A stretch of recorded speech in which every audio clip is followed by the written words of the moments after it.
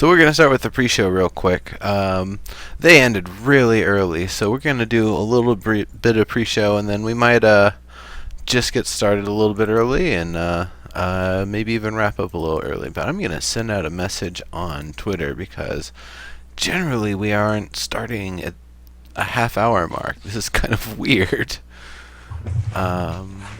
So let me, whoops, get my Twitter out of y'all's faces. Did you have show notes for this week? Yeah, I put some up. Okay, I don't have the link for it. Oh, it's the same link as last time. Just Oh, you're just using the same doc? All right. yeah. I just push it Hey, down nice a to little meet you, Adam. By the way, I'm Kodi. Hey, Neuro, nice to meet you as well. Yo. Hey, your camera's not coming through. Also, we're live with some pre-show right now. Oh yes, the hat. That's correct. They totally just sprung this upon me here because I was expecting they're gonna go another 30 minutes, but I guess because they couldn't do any feedback and seemed really hurt about that. Let's see. There we go. So yeah, the backdrop. Y'all can see I've got my EverQuest I can't stuff. see anything. Well, on the stream, folks can see No. the camera Good for behind that. me, the EverQuest Next poster framed, signed by the team behind that. The magazine, the EverQuest Next Landmark one, got the what's it called? Prime Grappler code, the key bindings thing for the SOE demo back in January. Picture from that event. Some awesome stuff from, I think it was the 25th anniversary or something, or the 25th year of the Game Developers Conference. This awesome 4-piece art set that I Am 8-Bit did. You can't really see it in detail from here, but it's basically pretty much all sorts of different iconic items and such from video game history over the past however many, I guess 50 years or so. 50, 60 years. So that's pretty cool.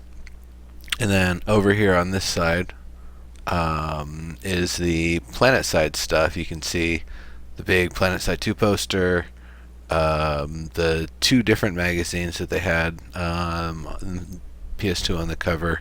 One was the top 25. There's the Matt Higbee head that I got from the World Domination Series event, as well as the purple finger of victory, which he will perpetually be sniffing forever, because NC can't win anything, even if Higbee keeps on nerfing them. All right.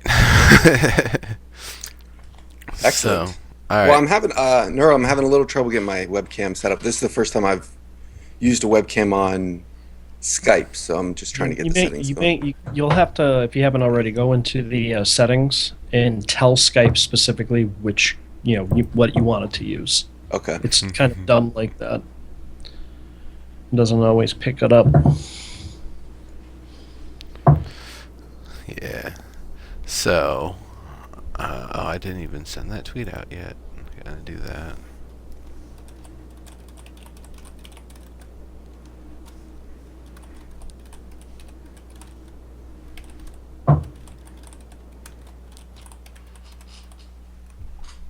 I'm gonna go ahead and restart Skype and see if that fixes it. Sure.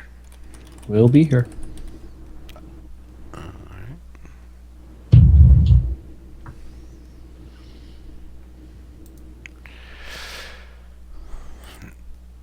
Yeah, I mean, I'm probably thinking Pan Asian myself, Katavari. Like, I wouldn't want to just restrict it to one or two specific cultures, but really try to spread it out a little bit and kind of see what else is out there and what cultures that had been influenced by other cultures kind of provide, and what we can get from that. Because there's ultimately, for Karens, I don't expect them to have a lot of, and we'll talk about this later, but I don't expect them to have a lot of really tight infrastructure. I expect them to have a lot of really open stuff, really outdoorsy stuff, instead of a city being a big foundation that all the buildings are built up on and a sewer system below it.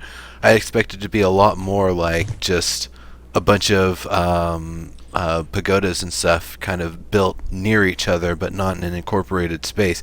Because if they want to get from one place to another, they'll just jump there. They're Karens. They're just giant cats. That's what they do. Yep, I agree 100%. I think there's going to be a lot of like, just pathing and things like that, and intricate plants and landscaping, but probably not too many enclosed structures. Yeah. I mean, they don't really care about bugs that much. They're big cats. Exactly. So we'll actually talk about that later because that's a big subject. And I mean, I'm actually really torn on this one. They try to do the Rosie versus Jeff, and I'm not as sold on that. They tried to do SOE Cat versus Brass, and I'm still not sold on that one. For me, it's just the Brass effect in general. I really want Karens. I really like Karens. They're going to be awesome. But at the same time, I feel like we're probably going to be better off if we take a little bit of time and think about them. People have dwelled on dwarves for long enough that we're ready to do dwarves. I agree. We know what dwarves are. So, why not knock it out when we know how to make their structures? We know we have the tools to do it. So why not do it now, and then maybe down the road we'll have better tools to do the Karen stuff. And besides, we all know this is going to be the difference between a happy brass at SOE Live and an angry brass at SOE Live. And a happy brass probably means more drinks versus an angry brass probably doesn't. Or drink tickets, right? More drink tickets, or just more drinks in general. Various times, drinks will be purchased on the house via SOE, so it's pretty cool. I think she still owes me a drink or two from last year anyway, so. We'll see if that ever gets reclaimed. Oh no, that'll be claimed. Don't you worry about that. But of course, I'm also going to be bringing, and I keep on talking about it. I keep saying that it's going to be a Belgian triple. Honestly, it's going to be a Belgian Golden Strong Ale that's, not aged as long as a triple, but it's still going to be as potent. And instead of having more of those kind of slightly oxidized flavors that would come with it, it's going to have maybe a little bit more of a brighter flavor on the palate. So it should be pretty good. Yeah, Cadavari, it's such a tough decision. I really think though, we're going to be better off having the dwarves in this time and spending the time now thinking about what we want to do with the Karen, so that way, when the next vote rolls around, we can either go with Karens if we're ready for it, or if the next race that they're offering is something that's just so awesome that we can't pass it up, then I can see maybe a really big split in the community. But I feel like at this point, dwarves are probably going to get it anyway, whether or not we endorse it on the show here. Well, I feel bad. I didn't vote dwarves last time.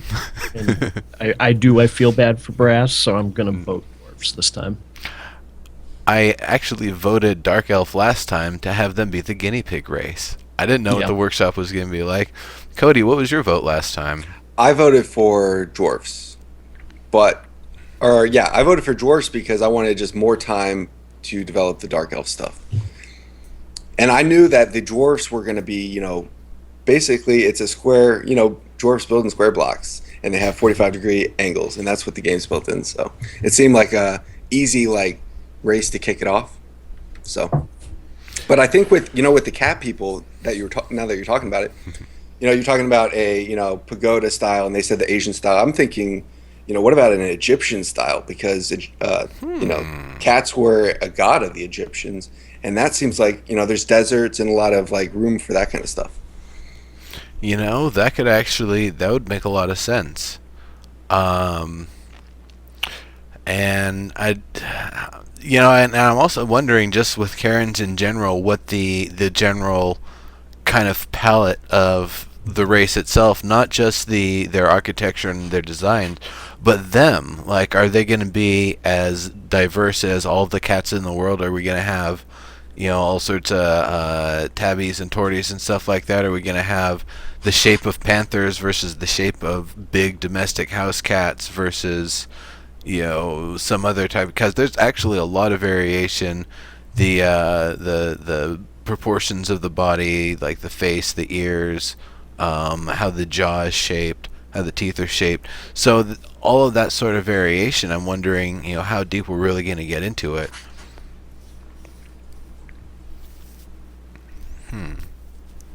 Yeah, it's hard to say. I mean, I think the main limitation is going to be with costumes. Like because I'm guessing that they're going to make unique costumes for every race, because otherwise it just stretches things. I mean, yeah, you can stretch it, but only to a certain degree. You can't have an ogre wearing a dwarf, outfit. It's just not going to work.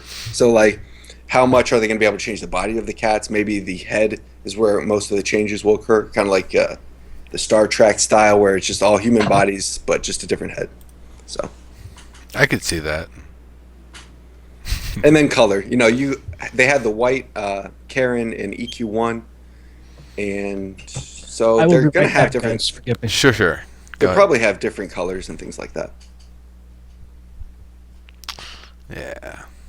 So, I mean, that's honestly, I would probably want to go with something that's got more of an all black kind of look, like a panther or something like that. Yeah. But giving it more of the features of a lion, so it's still got like a big old poofy mane and that real menacing looking jaw.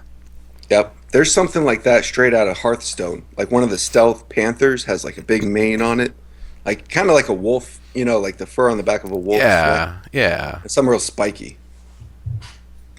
Diggs asks, why wouldn't dwarf costumes work on larger races?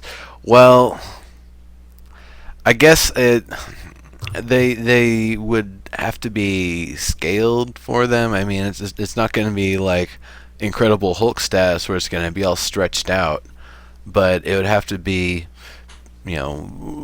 proportion for them. I don't really see that there would be necessarily an issue with that, because really what the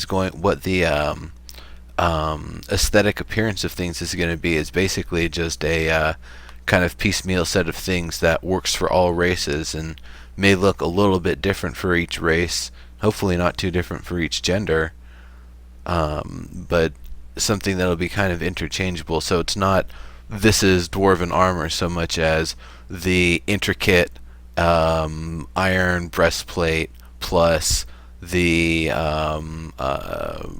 some specific type of pauldrons or something is what the default dwarf armor looks like, but anybody can make their appearance look like that. So, Kodi, have you played DCUO? Is that I played it like early, like for a month, and that was it. But did you kind of got a feel for the aesthetic system, right? How you could kind of swap out anything you unlocked, that was what you could use for your appearance? Right, yep. I kind of feel like that's what they're going to be doing, plus or minus. Like, obviously, if there's going to be plate versus leather is something that they want players to be able to see on another player in the distance. I play that. I play DC, and you might want to explain to people watching. It's really a micro game within the game, collecting costume items. Yeah. They're all completely aesthetic. It is. They drop as loot, So they allow you to make your character look the way you want without having to worry about, do I have all the right stats for everything, Yeah. Yeah, SOTOR had some like modding systems where I could have, like a Jedi, full Jedi set, but I had the bounty hunter implants in it. Yep. And that was kind of an interesting system to like, just change it up, because SOTOR had a horrible costume system where each class had a very like specific set. Oh my vertical. god. My everyone was wearing the Jedi same counselor, my Jedi counselor in endgame gear looked like the Queen of Naboo. It was ridiculous, like absolutely ridiculous.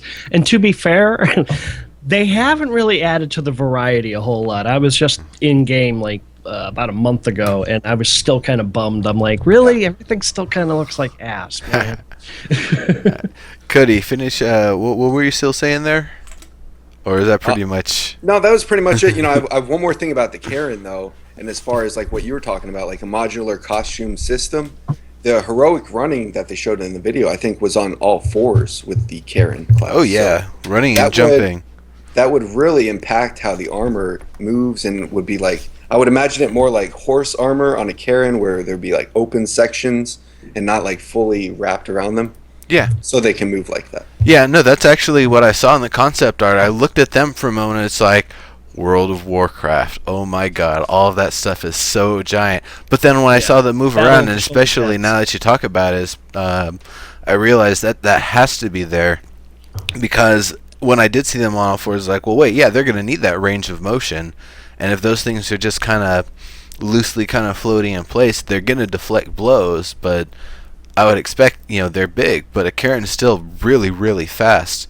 So it's going to be hard to get a precise hit on them. A lot of stuff is just going to be glancing off those giant shoulder pads when they're coming straight at you. Battle of Yeah. the Shoulder Pads. It's all about the shoulder pads. That's right. Yep. That was what made the Legion of Doom so awesome. Did not get a chance to play that. No, that was was it WCW, one of the old wrestling groups? Oh, and Throckmorton is saying, he's pointing out Secret World does a similar type of system, and that you can wear whatever you want, but gear yourself up the way you need to be, which is Yeah. nice. Yeah, I'm all for that. Like, that is one of my biggest pet peeves in MMOs, where you're forced to wear a particular item because you need the stats more than anything else. And I mean, okay, guys, get your drinks ready in Star Wars Galaxies. That's the way it was in the early days. Was your statted gear was different than your cosmetic gear, and you were constantly having to swap your stuff out. And they added appearance tabs later on down the road, which was way awesome because, again, customize your character to the way you like and not have to deal with, well, we all are wearing composite armor. Yeah. So But you could color code it, so there was the advantage in that game. I did like Yeah. that you could change the color on the fly. I thought that was one of the smartest things they ever did with that, with the palette changing on it. That's a nice feature. It's something I've thought about in games, and I guess maybe it'd be something that would work really well in. Gee, I don't even know what the setting would be that someone would actually willing to be restricted to these confines. But it would be that not only is the name of your character something that someone can identify you by, but also the actual appearance of your character and the way they kind of carry themselves. And that being something that you could, if you're trying to obfuscate who you are to get at somebody in some certain way, or you're some sort of international spy or whatever, and you need to keep changing your appearance, that's actually part of the game. You actually have to look completely different, and that's the one of the aspects of actually being able to break somebody's ability to identify you from a distance. Mm-hmm. Definitely. I think that's a trend we're seeing, across a lot of games, like Watch Dogs, especially, is, you're supposed to blend in with the NPCs, and you're supposed to, try to, just hide in different, realistic ways. So I think that would be another great way to, like, maybe, there's going to be a lot of NPC things. Maybe, you want to pose as a merchant and, collect money from real players and not give them anything, or, Yeah. just random things like that.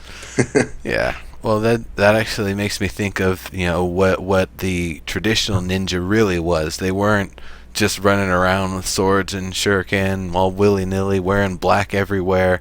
No, they blended in as best as they could. That was their stealth, was to just look like any old other person. Or I can't remember the name of the film. Somebody in chat probably does, where the dude was basically tasked to be like a farmer, and he was basically like a scouter, like a spy out in that area, and using his role as a farmer as a way to kind of help gather that information and I guess pass along various news and stuff. So that's why once again what I sort of think about, you're not doing something to make yourself obvious. It's quite the opposite. You're trying to just blend in and be as unassuming as possible. Like a good serial killer villain in a movie or something. They're always the good guy in the community. And that's the opposite of what everyone's been, or what the game industry has been telling everyone to do. Everyone's been saying, you're the hero, you're special, you want to stick out, you want these big blades to stick out. And now if it's kind of like guiding the more serious or hardcore players towards that subtle gameplay, it's going to not only make it more interesting for them, but it will also like kind of help the other people who want to stand out and be a spectacle or have the attention have that opportunity. Brock Yeah. Morton's asking, do we think all the costume pieces should be locked to the sex of the character? Um, I would say if it's gender specific, aka a bikini top, probably. But at the same time, if you're that weirdo who wants to cross dress as a guy wearing girls' clothes, I'm not going to stop you. But I'm not Well, sure to either go that route. it's Um, either weirdo or person that wants to do it just to make a point about how yeah, silly it looks to have that kind of yeah. attire on a character in general. But I know again, Star Wars Galaxies, some of the skirts were wearable by men, and a lot of guys did that. A lot of the male avatars, especially Terras Kasi artists, used to walk around bare chested with, the skirts on, and it didn't look bad. So I'm not opposed to it. He says my Karen demands culottes. He's asking for Poro. Of course you're asking for Poro. I had a feeling you were asking for Poro. So yeah, I don't care. Go for it. Yeah, I mean that was, I guess, one of the other, and Ultima Online was kind of a funny game to represent it with. The female plate mail armor was just this like these basically the metal cups over the boobs with the leather straps connecting them, and not much else if I remember correctly. So it did look really weird on a male character, but the regular plate mail that covers the full body didn't look weird on a female character. Yeah. So I don't know if they put that in as a joke or Well, what the idea, or if someone wanted to do I some know. sort of like a barbarian aesthetic or whatever, but I don't think there Well, I was know enough to in support it. EverQuest 2, that's kind of what they do. The armor, for example, tends to skew more male looking. Much more practical, covers them from head to toe kind of thing. But they did also add a appearance slot in EverQuest 2. So I'm going to guess that's probably the way they're going to go in next, is giving us an appearance tab. It's the easiest and makes most sense. They might, but at the same time, I'm seeing a real like strong push to sell inventory space. So if they had that system, they might charge for it, or maybe have it like integrated where you can switch your inventory, but it's still going to be in your primary inventory. So like you could switch your outfit quickly, but I don't see them putting like separating into multiple inventories. Just because, I mean, just what they've been doing right now, they're adding all these different items. That tracker that they just talked about, that's going to go in your inventory. So they're like, seems like they're trying to put stuff in there. I don't see them putting. But that's just kind of the direction I'm seeing. I would love a outfit tab, but I Yeah, don't. it would be nice. I mean, just like I said, because then, my Faye is just wearing a dress, but in reality, she's wearing whatever the new loot is she just picked up. So she always looks the same, but she's always gearing up as she goes. So Right. Right. Okay.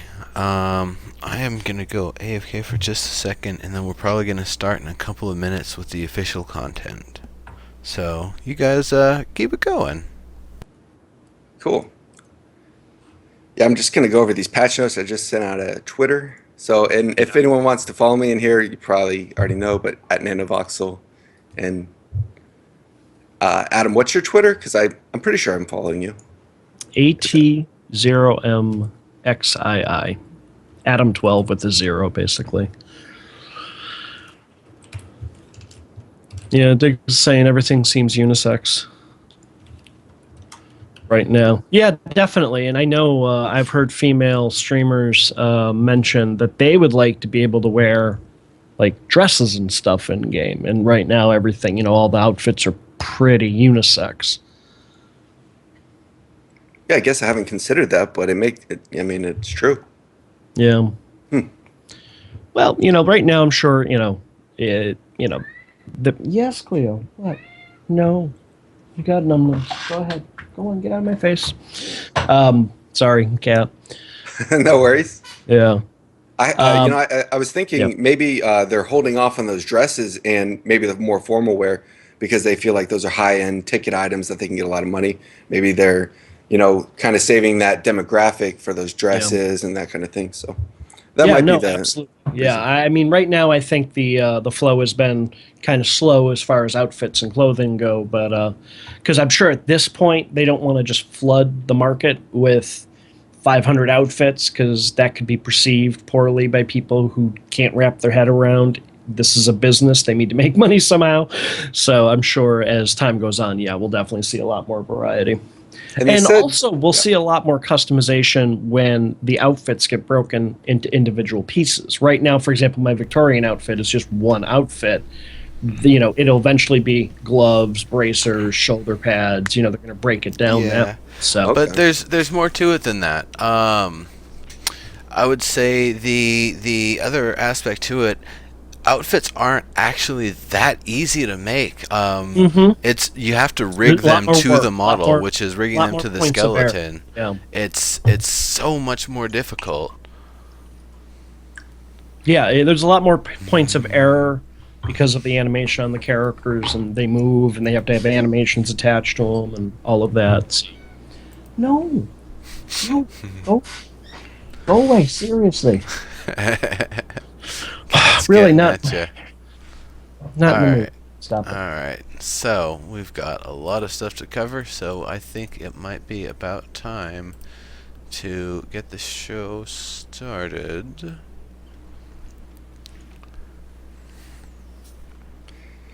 And this is, of course, where I'd run an intro if I had one. Still need to get on that. Meow. Just play a YouTube video. Yeah, I should do something like that. If you want an intro, we can make that happen. I know Yeah, plenty of Let's do it people that live. do that stuff. it's all good. All right, so give it a sec here, and I will do the official intro here.